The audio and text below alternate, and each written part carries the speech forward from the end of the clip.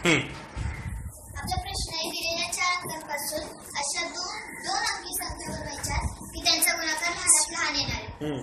तर मग आपल्याला हे 4 अंक दिलेले, तर त्याच्यापासून आपल्याला ज्याच्या लहानात लहान गुणाकार येणार ती आपण जोडी बनवू शकतो. पहिले जर आपण 2 आणि 4 हे 2 एकत्र आणले तर मग 78 नाहीतर 87 ही संख्या दुसरी होणार. तर मग त्यांचा गुणाकार पण मोठा होणार, कारण की ह्या 2 संख्या मोठ्या आहेत आणि ह्या 2 संख्या त्यांच्यावर लहान आहेत. ओके, म्हणून आपण अशाच संख्या बनवू शकतो की ज्यांचा गुणाकार लहानात लहान येणार. तर मग आपण 2, 8 आणि 4, 7 ही जोडी घेतली आणि त्याच्यापासूनच दुसरी एक अजून जोडी तयार होते, ती म्हणजे 2, 7 गुणिले 4, 8. तर मग आपल्याला बघायचंय या 2 जोड्यांमधनं सगळ्यात लहान जोडी कुठली आहे. तर मग आम्हाला पहिले काय, लहान जोडी कुठली म्हणजे लहान कुठल्या जोडीचा गुणाकार लहान येतो. ओके.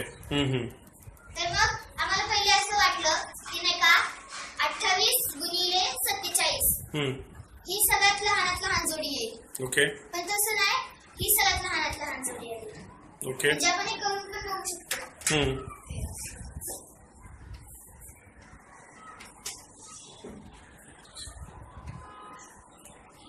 मग आम्हाला असं वाटलं की आम्हाला ही वाटलेली पण ही आली, हे कसं होऊ शकतं.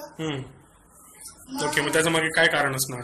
मग आम्हाला समजत नव्हतं, तर आम्ही आकृतीद्वारे समजलं. म्हणजे समजा हे 28 मांडलं आणि हे 27. तर आपण असं 28 47 वेळा घेतलं आणि हे 27 48 वेळा घेतलं. ओके, तर आपण 28 ऐवजी हे 27 मानलं. तर 27 47 वेळा घेतलं म्हणजे आपण 27 वेळा केला. तर 27 गुणिले 47. मग आपण एक वेळा 47 कमी घेतलं म्हणजे ते मिळवावे लागणार. ओके, आता म्हणजे हेच 28 गुणिले 47. आता आपण 47 गुणिले 48 करणार. तर आपण इथं 27 गुणिले 47 करणार. तर इथं एक वेळा 27 होणार. मग आपल्याला याच्यामध्ये 27 मिळवावे लागणार. ओके, पण ह्याच्यामध्ये 27 मिळवावे लागणार आणि 28 गुणिले 47 मध्ये 47 मिळवावे लागणार. म्हणजे एकूण म्हणजे निष्कर्ष हे निघतो की हेच लहान असणार. ओके, बरोबर. याची राशी जरा कशी दिसणार, जरा मांडणी करा अंकात. याचा विस्तार कसा दिसणार, लेखन.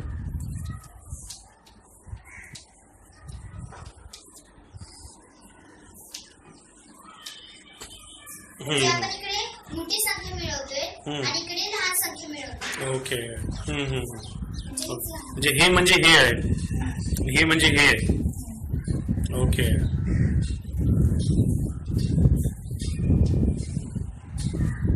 ओके. आता म्हणून समजतंय की लहान गुणाकार कुठे येतो, काय येतो. ओके, ठीक आहे. मग आता समजा हे 2, 4, 7, 8 च्या ऐवजी जर समजा तुम्हाला दुसऱ्या संख्या दिल्या की 1, 3, 5 1, 3, 5, 8, तर जोडी कशी बनणार आता लहानात लहान गुणाकारसाठी. म्हणजे लहानात लहान गुणाकारासाठी जोडी 1, 3 आणि 5, 8. म्हणजे आपण पहिले दशक स्थान भरतो. ओके, मग एकक स्थान भरतो. म्हणजे लहानात लहान गुणाकारची जोडी. ओके, दशक स्थान मध्ये तर 1, 3 येणार, पण परत 5, 8 साठी काय काळजी घेतली तुम्ही. 5 कुठे लिहायचं, 8 कुठे लिहायचं. की लहान लहान दशकच्या बाजूला लहान एकक ठेवला. लहान एकक आणि उरलेल्या दोन म्हणजे उरलेल्या 5 आणि 8 यामधून आम्ही लहान म्हणजे 5 आहे. ओके. म्हणजे ते लहान म्हणजे 1च्या बाजूला 5 ठेवलं. Okay okay okay. ओके म्हणजे कोणत्या पण 4 संख्या दिल्या पण आता 1 3 5 8 च्या ऐवजी समजा आम्ही असं 1 3 5 5 दिला तर 1 3 5 5.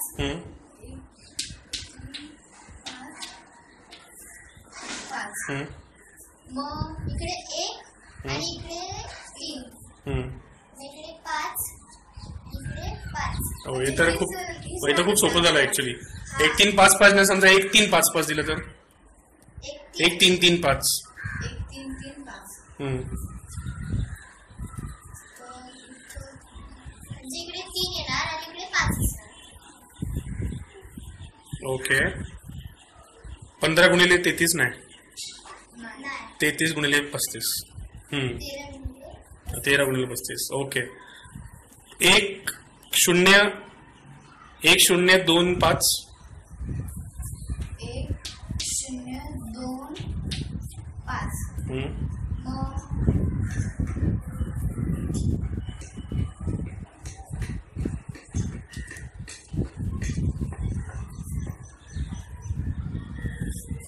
0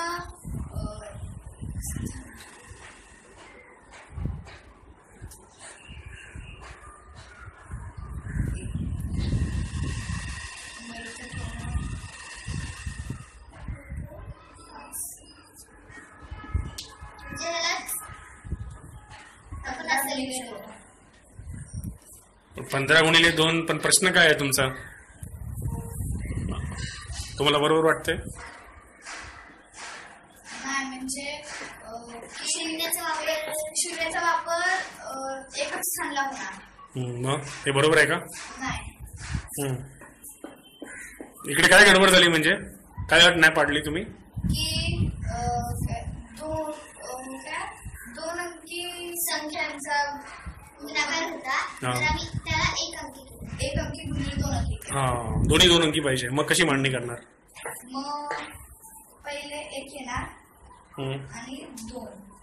मग लहान संख्याच्या बाजूला लहान संख्या म्हणजे 0, 2च्या बाजूला 5 येणार. किती झालं? 10 गुणिले 25 म्हणजे 250. 250 झालं.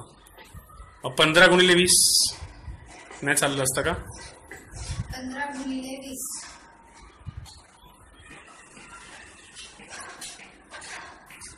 किती होणार?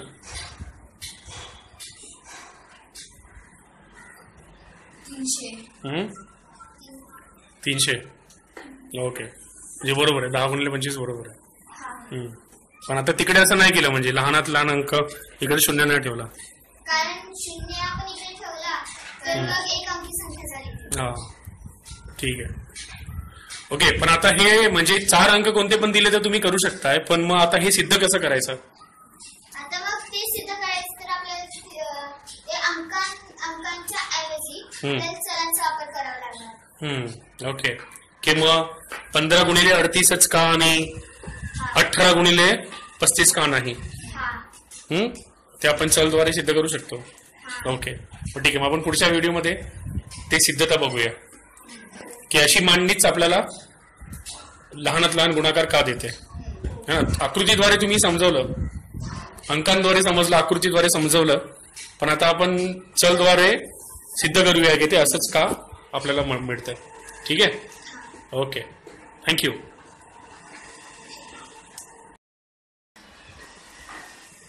आपल्याला मागच्या व्हिडिओमध्ये की हे आपण संख्याद्वारे हे केलं, ह्या प्रश्नाचा जे उद्देश होता मग आपण उदाहरण घेऊन बघितले. मग संख्याद्वारे ते आपण केलं आणि आकृतीद्वारे समजलं. मग आम्हाला पहिले हा संशय वाटत होता की हाच म्हणजे ह्याच्या दोघांमध्ये हा लहानात लहान असणार. पण हा आला म्हणजे खरंच तपासून बघितल्यावर मग आता आपल्याला हा संशय कॅल्क्युलेटर न वापरता न तपासता आपल्याला बघायचे बीजगणितद्वारे. तर आपण कसं बघणार हे आपण बघण्यासाठी ते पाहू शकतो. ओके.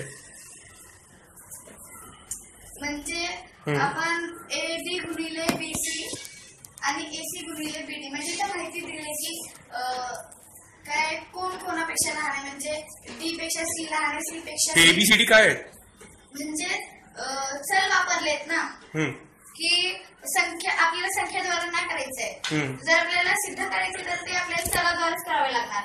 ओके. तर हे माहिती दिल्यावर आपण लहानात लहान पर्याय शोधू शकतो ना. तर आपल्याला इथं संशय होता, त्या संशयाद्वारे तेच दोघे पर्याय बनवले आहेत आम्ही. ओके. तर एडी गुणिले बीसी आणि एसी गुणिले बीडी. तर म्हणजे ए लहानात लहान अंक आहे तुमचा इकडे. ओके. आणि डी मोठ्यात मोठा आहे. Okay okay. मग आम्ही या दोघांचा विस्तारित रूप केला आणि त्यांचा विस्तारित रूपात गुणाकार केला. ओके. तर आपल्याला ह्यांची तुलना करायची आहे. तर आपण हे समान पद बाहेर काढू शकतो. म्हणजे ते समान पद बाहेर काढल्यावर ते समानच राहणार आहे. ओके. समान पद बरोबर जरा नाही समजलं. म्हणजे समान पद आपण काढल्यावर समजा आपण उदाहरण घेऊया वजनाचं. आपण समान म्हणजे आपण समान वांगे काढले तर मग वजन तर तेवढंच होणार आहे. नाही म्हणजे आपण असं तुलना करतोय दोघांची. तर इथे आपण जास्त चल दिसतात आपल्याला आणि ते चल कमी करण्यासाठी म्हणजे आपण हे असं आहे तर आपण ह्याची तुलना करतोय.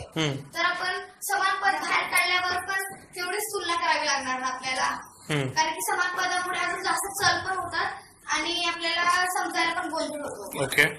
मग समान पद बाहेर काढले आणि तेव्हा तुलना केली. मग इकडे लिहिलेले आणि मग त्याच्यानंतर आपण हे आपल्याला म्हणजे अजून आपण ह्याला कमी करू शकतो या पदांना. तर मग आम्ही पहिले 10च्या पटीने याला कमी केले. एक मिनिट थोडा हे कसा आला सगळं यांचा गुणाकारद्वारे. ओके. आणि इकडे पण तुम्ही यांचा गुणाकार केला. ओके. मग आणि मग याच्यामध्ये समान पद काढले. ओके. कोणते ते म्हणजे 100 एबी आणि सी. ओके. मग आणि मग जे उरलेले पद होते ते आम्ही इकडे लिहिले. ओके. आणि मग आम्हाला दोन्ही बाजूने 10 म्हणजे 10 दिसत आहेत. ओके. मग आम्ही त्याला 10च्या पटीने पहिले कमी केले. ओके. आणि मग 10च्या पटीने कमी केल्यावर इकडे बीडी राहणार प्लस एसी होणार आणि तिकडे पण एडी राहणार आणि प्लस बीसी होणार. ओके. मग त्याच्यानंतर आम्ही नाही का दोन्ही बाजूने एसी आणि बीसी वजा केले. ओके. आणि मग इथे बीडी आहे आणि तिकडे बीसी आहे. म्हणजे तिकडून इकडे प्लस आहे तर तिकडून वजा करणार तर मग बीसी इकडे दिसणार आपल्याला. ओके. आणि इकडून एसी वजा करणार तर तिकडे आपला एसी दिसणार. तर एसी दिसणार म्हणजे इथे एडी आहे आणि बीडी. तर आपण की एसी आणि बीसी वजा करतोय म्हणजे ह्यांच्यामध्ये आता काही चल समान नाही दिसत आहे. तर आपल्याला काहीतरी समान पाहिजे. तर आपण एसी या बाजूला आणलं कारण की ते तिथं प्लस होता म्हणजे इथं वजाच करावे लागणार. ओके. मग इथं बीसी त्या बाजूला केलं म्हणजे बीडी वजा बीसी होणार आणि इथं एडी वजा एसी होणार. ओके. मग दोघांचे समान पद कंसा बाहेर काढले. ओके. मग बाहेर दोन्ही बाजूला समान पद बाहेर काढल्यानंतर आपल्याला डी वजा सी आणि डी वजा सी ने गुणणारे पद दिसत आहेत. ओके. मग आपण त्याला भागू शकतो कमी करण्यासाठी. मग डी वजा सी ने भागल्यावर बी आणि ए होतो पण ए पेक्षा बी मोठा आहे. ए पेक्षा बी मोठा आहे माहितीद्वारे. ओके. हा हा. म्हणजेच ही मांडणी आपली लहान लहान आहे. ओके. ओके. बी मोठा ए लहान आहे म्हणून ही मांडणी लहानात लहान. ओके. एसी गुणिले बीडी. हा. आणि एसी गुणिले बीडी म्हणजेच तेच आहे का की जे आधी तुम्ही केलेलं होतं अंकांद्वारे. हा तेच आहे. कसं काय म्हणजे की एसी आता आपण ह्या रूपात मांडलं तर 2 4 2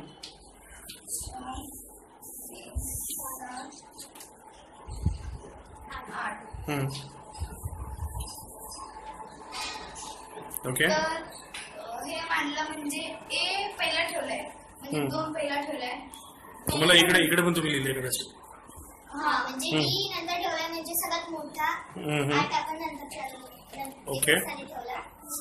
मग बी म्हणजे 4 आणि इकडे सी म्हणजे 7 आणि इकडे म्हणजे 2 7 आणि 4 8 येणार आणि हे म्हणजे छेद. ओके. आणि या सिद्धताद्वारे बीजगणितद्वारे तुम्हाला काय समजलं होतं? लहान कोणतं आहे? एसी गुणिले व्हीडी. म्हणजे हे लहान आहे. आणि अंकगणितद्वारे पण तेच मिळालं होतं का? हो. ओके. आणि आकृतीद्वारे सुद्धा हाच लहान मिळालेला. बरोबर. म्हणजे आपण 3 पद्धतद्वारे आपल्याला समजलं की ही मांडणी आपल्याला लहान गुणाकार का देते. ओके, छान. मग आता हे झालं लहानात लहान गुणाकार बनवण्यासाठी, बरोबर. आता मोठ्यात मोठा गुणाकार बनवण्यासाठी समजा हे ABCD 4 अंक दिलेले आहेत तुम्हाला आणि तुम्हाला मोठ्यात मोठा गुणाकार बनवायचा आहे 2 अंकी संख्यांचा. तर मग मांडणी कशी असणार? तर मग म्हणजे इकडे बी असणार आणि ए. ओके. आणि इकडे गुणिले सी आणि बी. ओके. आणि इकडे सी ए गुणिले डी बी असणार. ओके. मग हे तर समजतंय की इकडे मोठे अंक तुम्ही डीसी ठेवलेत दशक स्थानी. पण एक मिनिट, पण मग ओके तुम्ही दोन्ही पर्याय मांडले. कोणता पर्याय, कोणती जोडी मोठा गुणाकार देणार?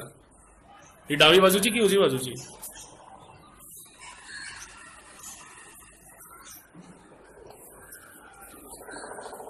काय वाटतं तुम्हाला?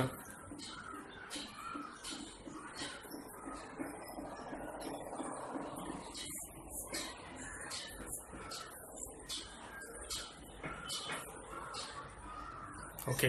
तुम्ही याच्यावर विचार करा आणि मग परत पुढच्या व्हिडिओत जरा मांडणी करा की कोणती मांडणी मोठा गुणाकार देतो, ते पण बीजगणितद्वारे. ठीक आहे. थँक्यू.